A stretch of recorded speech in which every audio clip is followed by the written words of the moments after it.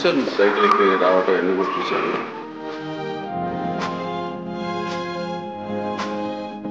తల్లి తండ్రి నేనే వీళ్ళకి. బిడ్డలు చదివించడానికి నేను వాళ్ళు ఎంత ఉపయోగ అంత బాధ్యత ఉన్నారు.